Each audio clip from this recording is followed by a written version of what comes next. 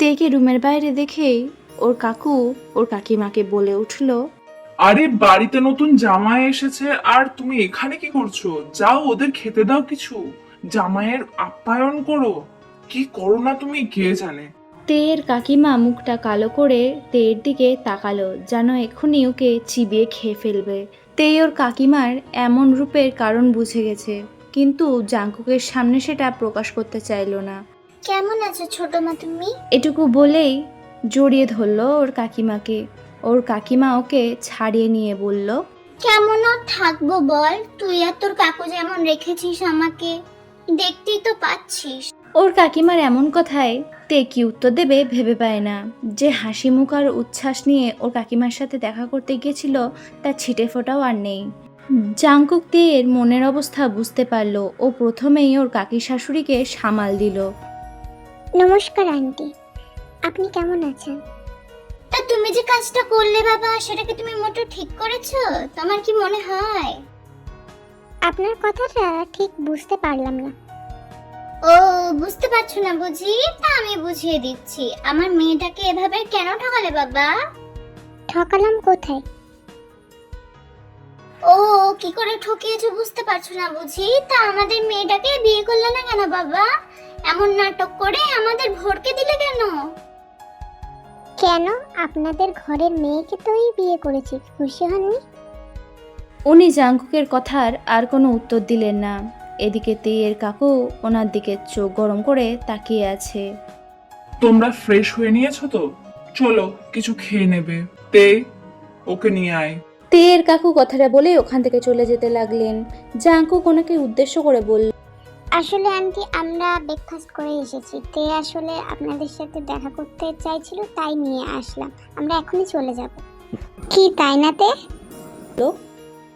এটুকু বলেই জাংকুক তের দিকে তাকালো। তে বুঝতে পারলো যে এখানে থাকলে ওর কাকিমা এবং খুড়তুতো বোনদের কথা শুনতে হবে, যা হজম করার মতো ক্ষমতা হয়তো ওর এখনো নেই। তাই জাংকুকের সাথে সায় দিয়ে বলল, হ্যাঁ গো ছোট মা, উনি ঠিক বলছেন। তোমাদের দেখার জন্য এসেছিলাম, তোমাদের জন্য মন খারাপ করছিল বলে। তাহলে এখন আমরা আসি। এবার তের কথা শুনে ওর কাকু বলে উঠলেন, এই তো মাত্র এলি আর এখনই চলে যাবি মা? একটু থাকলে হতো না? এখন কি আর আমরা কেউ আছি ওর? এত ভালো স্বামী পেয়েছে, এত ভালো শ্বশুর বাড়ি পেয়েছে, ওরাই তো এখন সব ওর। যা, যাবেই যখন, এসেছিলি কেন তাহলে? তের এখন খুব কান্না পাচ্ছে, অনেক কষ্টে তা আটকে রেখেছে। জাংকুক ওর হাতটা শক্ত করে ধরে বলল, আসলে আপনারা কিছু মনে করবেন না, মা বারবার বলে দিয়েছে যেন তাড়াতাড়ি ফিরি। কে জানি আসবে পেয়েকে দেখতে, তাই আর থাকতে পারছি না। আরেকদিন এসে থাকবেও। তের কাকু ও জাংকুকের কথা কিছুটা হলেও আঁচ করতে পেরেছে যে ও কেন তেকে এখান থেকে নিয়ে যেতে চাইছে। নিশ্চয়ই ওর কাকিমার বলা কথাগুলো সব শুনেছে, কিন্তু ওর কাকিমা তো ওনাকেও দোষারোপ করছে। উনি কিভাবে বোঝাবেন যে তের সাথে বিয়ের আগে পর্যন্ত জানতেন না যে জাংকুক পুরোপুরি সুস্থ? আর সব থেকে বড় কথা যে তের এত ভালো একটা বিয়ে হয়েছে, এর জন্য তো ওনাদের খুশি হওয়ার কথা, তা নয়। কাকু, আজ তাহলে আমরা আসছি। কাকিমা, আসছি গো। লিসা দিদি আর আয়ু কোথায়? ওদেরকে তো আর দেখতে পাচ্ছি না। তের কাকিমা এখন আর কিছুই বলছেন না। উনি নিজেও তেকে কিছুটা হলেও ভালোবাসতেন, কিন্তু আজ জাংকুককে দেখার পর কেন জানি না উনি তেকে ওর পাশে সহ্য করতে পারছে না। যেখানে ওনার মেয়ের থাকার কথা ছিল সেখানে আজকে তে দাঁড়িয়ে আছে, এটা যেন উনি মানতে পারছেন না। আচ্ছা, হয়তো ওরা কোথাও। তোরা যখন থাকবি না, তখন তাহলে কিছু একটা খেয়ে যা। তোর ছোট মা এত কষ্ট করে রান্না করেছে, না খেয়ে চলে যাবি নাকি?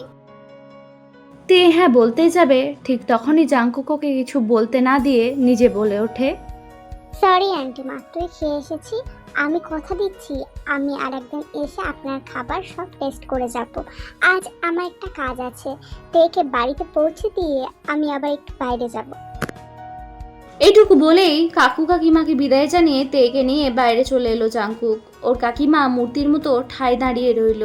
ওর কাকু ওদেরকে এগিয়ে দিতে বাইরে এলো। লিসা আর আয়ুকে কোথাও দেখা যাচ্ছে না। তের খারাপ লাগছে এটা ভেবে যে ওর কাকিমা ওদের জন্য এত আয়োজন করে রান্না করেছে আর ওরা সেটা না খেয়ে চলে আসলো। তে বারবার পিছনে ফিরে দেখছে। একদিনের ঝড়ে যে ওর সব কিছু এভাবে শেষ হয়ে যাবে কে জানতো। যারা ওকে ভালোবাসতো তারাই ওকে ভুল বুঝছে, যাদেরও পরিবার ভাবতো তারাই ওকে শত্রু ভাবছে। কেন? ও কি আসলেই এ পরিবারের কেউ ছিল না? সবটাই কি মিথ্যে মায়াজাল ছিল তাহলে? গাড়িতে উঠতে যাবে তখনই জাংকুকের একটা কল আসলো। জাংকুক কলটা রিসিভ করে কথা বলতে লাগলো। তখনই তে নিজের ফোনের কথা মনে পড়লো। কাল থেকে ওর ফোনটা ওর কাছে নেই, এই জন্যই তো ওর কেমন খালি খালি লাগছিল। জাংকুককে উদ্দেশ্য করে বলল, আমার একটা জিনিস ওই বাড়ির ভিতরে পড়ে আছে, আমি জিনিসটা নিয়ে এক্ষুনি ফিরে আসছি, ঠিক আছে? এখন আর কিছু আনতে হবে না, আঙ্কেলকে বলে তোমার যা যা প্রয়োজন পাঠিয়ে দিতে বলবো। এখন চলো, আমার দেরি হয়ে যাচ্ছে। হ্যাঁ, তাহলে আপনি চলে যান, আমি পরে কাকুর সাথে চলে যাব, ঠিক আছে? তাহলে হবে তো? জাংকুক ধমকের সুরে বলে উঠল, তুমি এখন এখানে থাকার জন্য বায়না ধরছো? সবার এক্সপ্রেশন দেখে কি বুঝতে পারছো না you are not welcome here anymore? আমাকে দেখার পর থেকে কেউ তোমাকে পছন্দ করছে না। তুমি কি একেবারে কচি খুকি নাকি যে কিছুই বুঝতে পারছো না? তে জাংকুকের লজিকটা বুঝতে পারলো। ও তো বোকার মতো এটা ভেবে খুশি হচ্ছিল যে জাংকুককে দেখে ওরা ভীষণ সারপ্রাইজ এবং খুশি হবে, কিন্তু এমনটা তো বুঝতেই পারেনি সে। আচ্ছা ঠিক আছে, আমি বুঝতে পেরেছি। আমি শুধু তাহলে আমার ফোনটা নিয়ে আসি ওখান থেকে। এটুকু বলেই আবার বাড়ির ভিতরে চলে গেল তে। তে আবার বাড়ির ভেতর ঢুকে দেখলো যে সবাই বাইরেই আছে। তে নিজের ঠোঁটের কোণে এক চিলতে হাসি এনে সবার দিকে তাকালো, এভাবে যে হয়তো ওর সাথে সবাই কথা বলবে, ওকে থাকতে বলবে, কিন্তু তেমন কিছুই হলো না। সবাই যেন তের থেকে মুখ ফিরিয়ে নিচ্ছে। ওর কাকু কিছু যেন ওকে বলতে গিয়েও থেমে গেল। তে ফোন নিয়ে সোজা গাড়ির ভিতরে চলে গেল। এইবার আর চোখের জলটা আটকে রাখতে পারল না। কান্নাগুলো বৃষ্টির মতো ঝরতে লাগলো। চোখের জলগুলো মুছার প্রয়োজনও মনে করলো না। জাংকুককে দেখে ওর কান্না আরো বেড়ে গেল। ও জাংকুককে উদ্দেশ্য করে বলতে লাগলো, আপনি কেন এমনটা করলেন? লিসা দিদিকে বিয়ে করলে কি হতো আপনার? কেন আমার জীবনের ভালোবাসার মানুষগুলোকে এভাবে কেড়ে নিলেন আমার থেকে? বলুন, কেন করলেন এরকম? গাড়ি এতক্ষণে চলতে শুরু করেছে। জাংকুক বুঝতে পারলো যে তে অনেক কষ্ট পেয়েছে। জাংকুক তেকে বলল, তুমি যাকে পরিবার ভাবছো তারা কি আদৌ তোমাকে পরিবার ভাবে? তুমি যাদের আপন মানুষ ভেবে কষ্ট পাচ্ছ তারা কি আদৌ তোমাকে আপন ভাবে? আপনি কি বলতে চাইছেন? আমার কাকু আমাকে ভালোবাসে না, আমার ছোট মা আমাকে ভালোবাসে না, সব আপনার দোষ। আপনার জন্য সবাই আজ আমাকে ভুল বুঝছে। সবাই ভাবছে যে আমি জেনে শুনে লিসা দিদির বিয়ে ভেঙেছি, বরকে কেড়ে নিয়েছি। আমি তো এটা বুঝতে পারছি না, এটা সবাই কিভাবে ভাবতে পারলো আমার ব্যাপারে? আমি কি এতটাই খারাপ? সবার চোখে আমি এক মুহূর্তে, এক ঝটকাতে খারাপ হয়ে গেছি। তের কান্নাগুলো যেন চক্রবৃদ্ধি হারে বাড়ছে। জাংকুক ওকে শান্ত করার চেষ্টা করছে। আমি মানছি সব দোষ আমার। তুমি আমার কয়েকটা প্রশ্নের উত্তর দিতে পারবে? আচ্ছা কয়েকটা বাদ দাও, জাস্ট দুটো প্রশ্ন জবাব দিতে পারবে? আচ্ছা বলুন, আপনার যত প্রশ্ন আছে বলে ফেলুন। আমার জন্য তো এবারের দরজা বন্ধ হতে চলেছে, শুধুমাত্র আপনার খেয়ালিপনার জন্য। তুমি কি এই বিয়েটা স্বাভাবিকভাবে নিতে পারছো না? এখন আমি তোমার স্বামী, তুমি বারবার এইসব বলে কি প্রমাণ করতে চাইছো? আচ্ছা, আপনি আপনার প্রশ্নগুলো করুন আগে। জাংকুক রাগটাকে একটু কন্ট্রোল করে বলে, প্রথম প্রশ্ন হচ্ছে, তোমার কাকা কাকিমা যেখানে নিজের মেয়ের বিয়ে দিলেন না সেখানে তোমাকে কেন জোর করে বিয়ে দিলেন? আর দ্বিতীয় প্রশ্ন, আজ যখন ওনারা সবাই আমার সম্পর্কে সত্যিটা জানতে পারলেন তখন তো সবার অনেক বেশি খুশি হওয়ার কথা ছিল। ওনারা খুশি না হয়ে কেন তোমাকে আর তোমার কাকাকে ভুল বুঝলো? বলে। প্রশ্ন দুটো শুনেই তের কালকের কথাগুলো মনে পড়ে গেল। ওর অন্য দুই বোনের মতো ও নিজেও তো চাইছিল না জাংকুককে বিয়ে করতে। শুধুমাত্র ওর কাকু আর ছোট মার অনুরোধে ও এই বিয়েটা করেছিল, আর তারপর থেকে চোখের জলগুলো যেন বাদ মানছে না। জাংকুকের প্রশ্ন দুটো তের মনে অনেক বড় একটা দাগ কেটে গেল। আসলে জাংকুক কেন এমন করলো, কেন এমন কথা বলে ওর কাকুদের প্রতি বিদ্বেষ তৈরি করেছে? জাংকুক আসলে কে? তে কিছুটা ভয় পেতে থাকে, কারণ আজকে যেটা হলো তারপর তেয়ের কাকিমা ওকে কখনো সহজভাবে মেনে নেবে না। ও ওর কাকিমাকে ভালোভাবেই চেনে। তেকে চুপ করে থাকতে দেখে জাংকুক বলে কি হলো, এখন চুপ করে গেলে কেন? উঠল। তেয়ের কান্নাগুলো এখন থেমে গেছে, চোখের জলগুলো ওভাবেই শুকিয়ে গেছে। শুকনো মুখে তে বলে উঠল, আমিও তো আপনাকে বিয়ে করতে চাইনি, তাহলে আমার আর লিসা দিদির মধ্যে পার্থক্যটা কি? সেটা তোমার না জানলেও চলবে। আরে কেন জানবো না, আমি তো জানতে চাই, বলুন আমাকে। ততক্ষণে তেরা বাড়ি পৌঁছে গেছে। জাংকুক থেকে বলল, মাকে কিছু বলার দরকার নেই, বলবে যে আমি আর থাকতে দিলাম না তোমাকে, সবার সাথে দেখা করিয়ে নিয়ে এসেছি। আমি একটু বাইরে যাচ্ছি, একদম কান্নাকাটি করবে না, আমি তাড়াতাড়ি ফিরে আসবো। বলেই গাড়ির দরজা লাগিয়ে দিতে লাগলো জাংকুক। তে চেঁচিয়ে বলতে লাগলো, আমি কিন্তু আমার প্রশ্নের উত্তরগুলো এখনো পাইনি মিস্টার জিওন জাংকুক, আমি কিন্তু উত্তরের অপেক্ষায় রইলাম, মনে থাকে যেন। তে ওর শাশুড়িকে জাংকুকের শিখিয়ে দেওয়া কথাগুলোই বলল। ওর শাশুড়ি ওকে বলল, আচ্ছা আচ্ছা, যা হয়েছে ভালোই হয়েছে, এখন যা তো, তুই রুমে গিয়ে ফ্রেশ হয়ে একটু রেস্ট নিয়ে নে।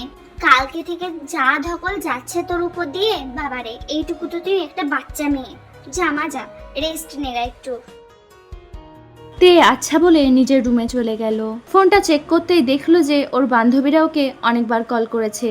ওদের সাথে কথা বলার কোনো মুড নেই ওর, কিন্তু একজনের কল উপেক্ষা করার মতো কোনো সাহসই নেই ওর। ওর কাকুর ছেলে সুগা দাদা। তে দেখলো যে ওর সুগা ভাইয়া কাল থেকে এখনো পর্যন্ত প্রায় 50 বারের মতো কল করেছে। ও কল ব্যাক করবে কিনা এটাই ভাবছে। তখন আবার সুগা কল করলো। কলটা রিসিভ করে কাঁপা কাঁপা গলায় হ্যালো বলতেই উপাস থেকে সুগা স্থির কণ্ঠে বলতে লাগলো, হ্যালো তেতে, কেমন আছিস তুই? কল ধরিসনি কেন আমার? কত চিন্তা করছিলাম জানিস। কাল কি হয়েছিল আমাকে বল, বল। ওরা সবাই আমাকে মিথ্যে বলছে, তোর বিয়ে হয়নি, সব মিথ্যে, তাই না? বল তেতে, তুই শুধু একবার বল, আমি তোর মুখ থেকে সত্যিটা শুনতে চাই, জানতে চাই সত্যিটা কি হয়েছে। এতগুলো প্রশ্ন একসাথে শুনে তে বুঝতে পারছে না যে সে এখন কি বলবে। ওই বাড়িতে সবাই ওকে আদর করত শুধুমাত্র ওর কাকু আর ওই সুগা ভাইয়ার জন্য, এটাও ভালো করেই জানে। তারপরও বেহায়া মনকে জোর করে বোঝাতে চাইতো যে সবাই ওকে ভালোবাসে। একটু ভালোবাসা পাওয়ার জন্য বোকার মতো চিন্তা ভাবনা করত। ওকে চুপ থাকতে দেখে সুগা ওপাশ থেকে আবারও বলে উঠল, নিশ্চয়ই মা তোকে কিছু বলেছে, নাকি লিসা বলেছে, নাকি আয়ু কিছু বলেছে তোকে? তুই আমাকে বল, আমি তো আর কিছুদিন পরই আসছি, নাকি সব ঠিক করে দেবো দেখবি। বল না বোন, কি হয়েছে তোর? তের কান্নাগুলো যেন গলার কাছে আটকে ছিল এতক্ষণ, তা এবার গলা চিরে বের হয়ে এলো। সুগা ভাইয়া। হ্যাঁ বোন, বল আমাকে, কি হয়েছে বল, আমি তো শুনতেই চাইছি, নাকি তুই একবার শুধু বলে দেখ আমাকে। আর হয়তো কিছু ঠিক হবে না, সব শেষ হয়ে গেছে, আমার সাথে এমনটা কেন হলো বলতো? তেতে, তুই একদম চিন্তা করিস না, আমি আসলে সব ঠিক হয়ে যাবে, আমি সব ঠিক করে দেবো, তুই কান্না করিস না বোন। আমার সত্যি বিয়ে হয়ে গেছে রে সুগা ভাইয়া। কথাটা শুনে অপর পাশের মানুষটা চুপ হয়ে গেল। তে আবারও বলতে লাগলো, আচ্ছা সুগা ভাইয়া, ছোট মা কি আমাকে কখনো নিজের মেয়ে হিসেবে দেখেনি? লিসা দিদি, আয়ু কখনো কি আমাকে নিজের বোনের মতো দেখেনি? নাকি আমি শুধু বোকার মতো তাদের আপন ভেবে গিয়েছিলাম? তুই বল। তেতে প্লিজ, তুই চিন্তা করিস না, কিচ্ছু হয়নি। আমার পরীক্ষাটা শেষ হলেই যত দ্রুত পারি চলে আসবো। আমি কিছুতেই ওই ছেলেটাকে তোর জীবন নষ্ট করতে দেব না। মায়ের কথা না হয় বাদই দিলাম, বাবা কি করে পারলো এমন একটা ছেলের সাথে তোকে বিয়ে দিতে? আর তোকে বিয়ে দেওয়ার কথা ওরা ভাবলোই বা কি করে? ভাইয়া, তুই যেমনটা ভাবছিস তেমনটা কিছুই হয়নি। জাঙ্কুক পুরোই সুস্থ, আর এই জন্যই তো ছোট মা আর লিসা দিদি আমাকে ভুল বুঝছে। তারপর তে সুগাকে সবটা খুলে বলল। সুগাকে সবটা খুলে বলার পর তে নিজেকে অনেকটা হালকা মনে করলো। ছোটবেলা থেকে ওর কাকিমা বা খুড়তো বোনরা ওকে কিছু বললে কাকু আর সুগা ভাইয়াই ছিল যারা ওর পাশে থাকতো, ওকে হাসানোর চেষ্টা করত। অথচ আজ ওর মন খারাপের সময় কেউ ওর পাশে নেই, ওকে হাসানোর মতো আর কেউ নেই। তে কখন ঘুমিয়ে পড়েছিল বুঝতে পারেনি। হঠাৎ মাথায় কারোর হাতের ছোঁয়ায় ঘুম ভেঙে গেল। তাকিয়ে দেখে যে ওর সামনে জাংকুক দাঁড়িয়ে আছে। জাংকুককে দেখেই তে তাড়াহুড়ো করে উঠে বসলো। আপনি কখন আসলেন? আপনি এই তো একটু আগেই। আরে তাহলে আমাকে ডাকেননি কেন এতক্ষণ? দেখলাম ঘুমাচ্ছ তাই আর ডাকলাম না। তা আমার ওপর থেকে রাগ কমেছে নাকি এখনো আছে? তে ঠান্ডা স্বরে বলল। আপনার উপরে রাগ করে কি লাভ বলুন? হঠাৎ কথার এত পরিবর্তন, এখানে এসে বুদ্ধি শুদ্ধি খুলেছে নাকি? যার কেউ নেই তার ভগবান আছে। এটুকু বলেই রুম থেকে বের হয়ে যাচ্ছিল তে। জাংকুক ওর হাতটা টেনে ধরে বলল। কেউ নেই মানেটা কি? আমাদের কি কিছুই মনে হয় না? কি শুরু করেছো তুমি? শুরুটা আমি করেছি নাকি আপনি? আপনি কেন আমাকে বিয়ে করেছেন তার উত্তরটা আজকে আপনাকে দিতেই হবে। সময় হলে উত্তর পেয়ে যাবে। মা ডাকছে, ফ্রেশ হয়ে আসো। আর সবার সামনে যেন না দেখি কোনো সিন ক্রিয়েট করতে। চুপচাপ জাংকুকের কথাগুলো শুনতে লাগলো। জাংকুক বুঝতে পারলো যে তের মন অনেক খারাপ। ও ভাবলো যে করেই হোক না কেন তের মন ভালো করতেই হবে। আজকের পর্বটা এতটুকুই। পরবর্তী পর্ব আসবে বিটিএস আর্মি ফরএভার এফএফ চ্যানেলে।